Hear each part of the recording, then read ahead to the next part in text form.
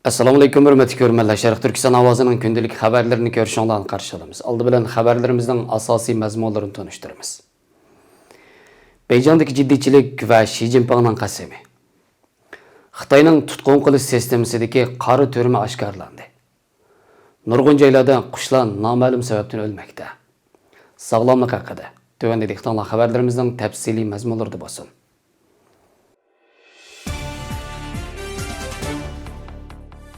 Erkin Asya Radyosu'nun xabarida bildirilishicha, Fransiya ovozi 22 iyun e'lon qilgan Xitoy Kommunistik partiyasining tabriklash murosimidan ilgirki g'alit ishlar nomli xabarda bayon qilinishicha, Xitoy hukumati Kommunistik partiya qurilganligining 100 yilligini tabriklash faoliyatini butun mamlakat miqyosida qanot yaydirgan bo'lib, 1-iyul kuni o'tkazilgan bu murosimdan ilgari Beijingda jiddiy holat paydo qilib, o'zlarining andishalarini oshkorlab qo'ygan. Xabarda Xitoy Kommunistik partiyasining 100 yilligini xotirlash mazgili yaqinlashib qoldi. Biroq g'alit yeri kayfiyat intayin jiddiy. Go'yo qandaqdir zo'r bir voqea yuz berdigandeklar. Bexatarlik tadbirlarini kuchaytirish yo'li qo'yilib qolmasdan, Markaziy intizom tekshirish komiteti yana 30-yillardagi kommunistik partiyaning rahbarlaridan biri bo'lgan Gu Xinjiangning hikoyasini ko'tarib chiqib, kishilarni cho'chitgan. Xitoy Beijingda muqimlikni saqlash harakati qo'zg'ab, Tiananmen maydonidan sirt Beijingning asosli rajonlarini yerim harbiy holat tusiga kirgizib qo'ygan. May oyidan boshlab Beijingdagi ijara uylarda o'ltiradigan kishilarning rasmiyatlari tekshirilib, tozalash berilgan. 18-iyun pochta sohasiga buyruq tushirib, Shanxay, Jiangxi, Qinggangshan, Zunyi, Yan'an, Shibeipo, Beijing qatorliq 7 rayonga keladigan pochta buyumlari tez yo'llanma mulozimatini bir vaqtda cheklagan. Beijingga kiradigan xat va yo'llanmalarni ikkinchi qatimliq tekshirishni o'tkazishni yo'l qo'ygan. Yer osti poyezd yo'llari eg'izlariga tekshirish xodimlarini belgilab, yo'lovchilarni nazorat qilishni kuchaytgan. Xitoy hukumati yuqori tadbirlardan tashqari Beijingning 9 rayonidagi havo bo'shlig'ida uçquchsiz aeroplan, model aeroplan, laglak, shar, osmonchiroq uchirishni va kaptar qatorliq qushlarning uchishini cheklagan. 1-iyul kunidan boshlab Beijingni havo to'lqinlari orqali simsiz idora qilish tadbirini bekitgan. Xitoyning bu tadbirlarining nishoni o'zining xalqi, shundaqla partiya ichi hamda partiya ichidagi yuqori darajalik amaldorlar ekan. Xabarda ilgari surilishicha, Xitoy Markaziy intizom tekshirish komiteti 19-iyun kuni Gu Xinjiangning hikoyasini ko'tarib chiqib, Xitoy Kommunistik partiyasi Shanxay tarmoqining mas'uli bo'lgan Gu Xinjiangning 1931-yili partiyaga osiylik qilganligi uchun jazolanganligi. Hozirgi Kommunistik partiya a'zolarining partiyaga mutlaq sodiq bo'lishi va partiyaga hargizmi osiylik qilmasligi lozimligini bayon qilgan. Bu koni tarixni o'tirg'i so'rab chiqarib, partiya a'zolariga qo'rqinch selish fikrini Xi Jinping ta'minlagan. Xabarda eskartilishicha, Gu Xinjiangning hikoyasi tasvirlangan maqolada Xi Jinpingning partiyaga mutlaq sodiq bo'lishini ta'kidlaganligi takror o'tirib qo'yilgan. Gu Xinjiang ayni chog'da partiyaga osiylik qilganligi uchun shu zamondagi Xitoy Kommunistik partiyasining rahbarlaridan biri bo'lgan Zhou Enlai uning butunlay urug' jamoatini qirib tashlagan. Maqola bu nuqtadan tilg'anmagan.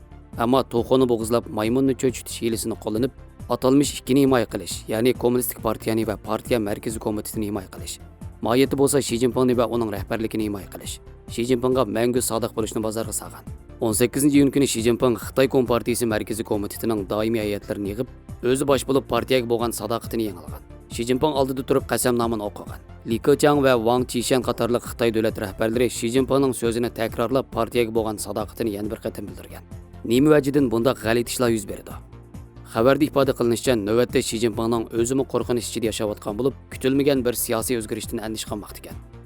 Har doim kimlar orqamdan qandoq suiqasdlarni planlayotgandi degan vahimadan qutulolmaydi ekan. Uning eng andish qiladigini o'zining xalqi, ondan o'zining partiyasi ichidagi yuqori darajalik rahbarlar ekan. Yuqori darajalik rahbarlar Xi Jinpingning ko'ziga ishonchsiz ko'rinib qolmaslik uchun bir-biriga bildirmay boshqalarni uningga cheqib turdi ekan. Buning bilan har xil rost yolg'on xabarlar paydo bo'ldi ekan. Masalan, Xitoy Davlat xavfsizligi ministrligining muavin raisi Dong Jingwei bir qancha kun ilgari Amerikaga qaytib ketdi degan xabar buning bir misoli.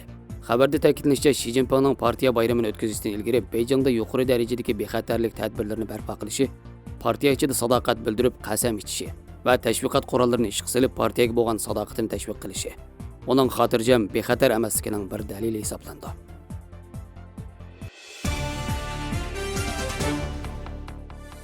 Xalqaro kishilik huquq tashkiloti bo'lgan Qo'g'dash muhofazatchilari 21-iyun kuni yangi doklad e'lon qilib, nurg'un rasm va suratlardan foydalanib, Xitoyning belgilangan o'ltiraq rayonlardagi turalg'uni nazorat qilish qorong'u dunyosini oshkorlagan. Xitoydagi belgilangan turalg'udagi maxfiy turalg'u kuzatish turmasida mavzuliq bu dokladda tunji qatim mo'l rasmlar, sun'iy amroz surati va binokorlik chizmalarni ishlatib, bekitilgan turalg'udagi turalg'uni nazorat qilish o'rinlarining maxfiy kuzatish sistemasini tafsili tasvirlab, Xitoyning yoshiringan yana bir haqiqiy razil yuzini dunyoga oshkorladi. bekitilgan turalg'uni nazorat qilish o'rinlari Xitoy Kompartiyasi tarafidan tasdiqlangan tutqun qilish sistemasi bo'lib, u har yili necha minglagan kishilarni vosita tanlamay bir taraf qilish, yo'qotishga ishlatilgan. Shundaqla Xitoy saqchilariga o'zlari andish qilgan, tahdid deb bilgan kishilarni g'oyib qilish huquqi bergan ekan.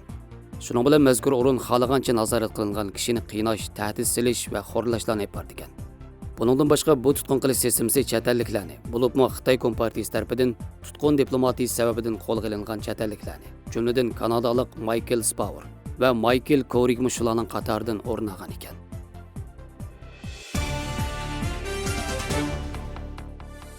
Amerikaning janubiy va o'rta g'arbiy rayonlarida necha yuz qush noma'lum sababdan o'lgan. Bu hodisa yovvoyi hayvon mutaxassislari orasida zo'r andish paydo qilgan. O'tgan bir oyda kam deganda 6 shtat va Washingtondagi yovvoyi hayvonlar mutaxassislari doklad yo'llab, qaga, yovu kaptar, qushqash qatorli qushlarning kasal yoki o'lish nisbatining ko'payganligini bildirgan. Kentucky shtat baliqchilik va yovvoyi hayvonlar boyligi bo'limi qush biologi Slan Gartning aytishicha, bu yil qushlarning o'lish nisbati odatdan tashqari ko'p bo'lib, buning sababini tepishga tirishayotganligini bildirgan. Yangi Meksikadagi yovvoyi hayvonlar mutaxassislarining aytishicha, o'tgan yil sentabr oyida rayondagi necha yuz minglagan qushlarning kishini cho'chitadigan suratda o'lganligini, bu yilgi qushlarning o'lishi bilan munosabati bor yo'qligi hozirgacha aniq emasligini, o'zlarining cho'qim tekshirish orqali javob beradiganligini ta'kidlagan.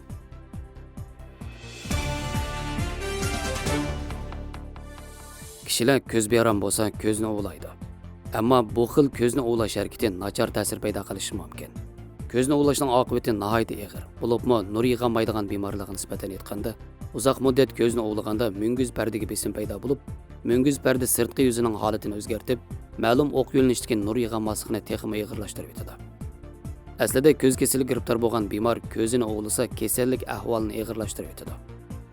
Konusimon munguz parda poltiyib chiqish yoki o'ltirishish bir xil ko'z kasali bo'lib, u doim yuqori darajadagi tartibsiz nur yig'olmasligini keltirib chiqaradi. Oxirgi davrda o'tkir munguz parda soliq ishq paydo bo'lib, totiq shakllanib, ko'rish quvvati ko'rinarli to'vallaydi. Bu xil bemorlarning munguz pardasi intayin ojiz bo'lib, o'lab bosqanda kasallik ahvoli og'irlashib, ko'rish quvvatiga texnik zo'r ziyon yetkazadi. Shunga sababi aniq bo'lmagan ko'rish quvvati to'vallash, ko'z qurg'oqlash qatorliq kasallik alomatlari ko'rilganda cho'qim ko'zni ovlamaslik. Eng yaxshisi vaqtida kasbiy doktorning diagnozi va yordamiga erishish kerak. Uningdan boshqa qo'l qismida virus, bakteriya qatorliq kasallik qo'zg'atuvchilar bo'lishi mumkin. Bu kasallik qo'zg'atuvchilar ko'zni ovlaganda ko'zga kirib, yuqumlanishni keltirib chiqaradi. Ko'z qichish, ko'z qurg'oqlash ahvollari ko'rilganda, chirishning oldini olish to'g'risi bo'lmagan ko'zga temitish suyuqligini temitib bersa, yoki pokiz qog'oz bilan ko'z quyruqlarini yenik surtsa bo'ladi. Agar ahvol davomli yaxshilanmasa, vaqtida doktorning yordamini talab qilish kerak. G'ayri narsalarning ko'z kirib ketish ahvoliga yo'liqqanda, oldi bilan g'ayri narsalarni farqlantirish kerak. Agar chang-tuzang, chosh, qum shexil qatorliq odatdagi yot moddalar bo'lsa, bu vaqtda ko'zni ovlash munguz beriktirgich pardasini zaxmlantirishni keltirib chiqarishi mumkin. Agar og'ir bo'lmaganda, ko'zni yumib dezinfeksiya qilingan tibbiy palkuch bilan pokiz suv orqali yuvasi bo'ladi. Agar kapsharlash, bezash qatorliq qurilish jarayonidagi sanoat xom materiallari ehtiyotsizlikdan ko'z kirib kelsa, ko'z qizirish yoki ko'z og'rish qo'shilib kelsa, bu vaqtda ko'zni ovlashga texmi bo'lmaydi. Cho'qim vaqtida doktorga ko'rinish kerak.